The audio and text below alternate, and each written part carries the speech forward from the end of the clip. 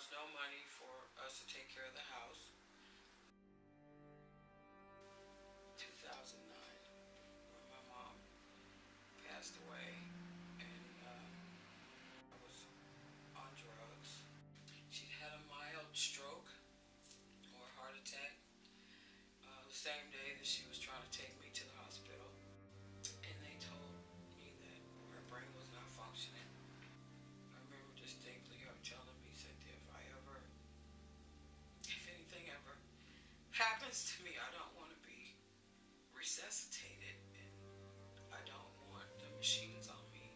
I don't want them to feed me. I don't want none of that. So it was my obligation to go to the doctor and tell him that I kind of held myself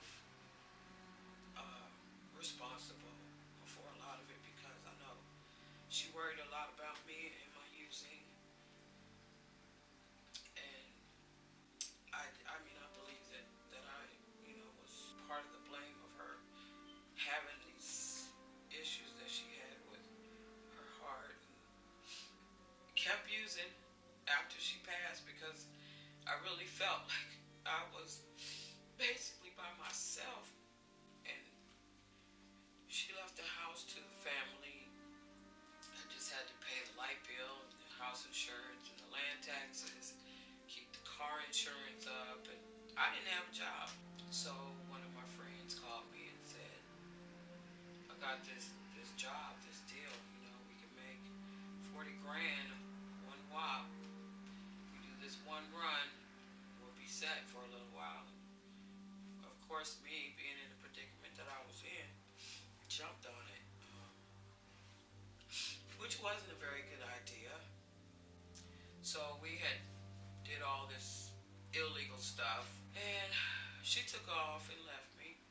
I ended up going to jail. I was sentenced to 5 years. I blamed everybody for my being locked up. Everybody I could think of. So I used to sit back in my cell and I would sing to myself. I would sing a lot of church songs, which for some reason touched everybody else in that pod but me. And then I began to realize that God was using me to touch some other people. And then I started looking at myself and my life and saying, every time you try to run your life, you mess it up. Every time you think you got it together, something happens. So stop blaming everybody else and blame yourself for a change, So then I started realizing, yes, it's my fault, because those were my choices that I made. So they finally told me that when I get out, it was my responsibility to find somewhere to live, and my first responsibility was to go and see my PO. I'm in a land where I know no one except for the girls that I've been locked up with. I don't have any family. I don't have any friends that are coming to my rescue. Nobody's going to come pick me up when I get out.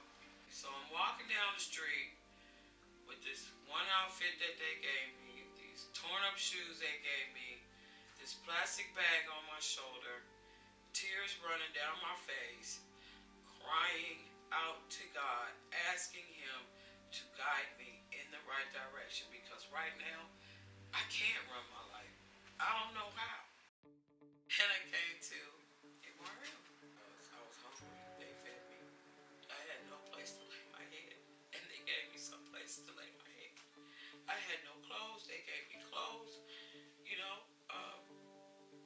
Anything I needed, they supplied. I was released December 17th. I started my job January 27th. I appreciate them giving me that job. They took a chance on me. They took a chance on a felon. They ran my background and they saw all this stuff, and they said, we still gonna use you. Come on in, And I went from dietary aid to cook to CNA.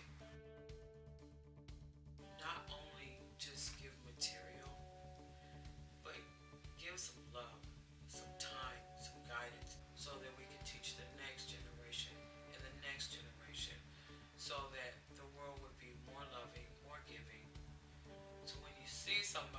ministry.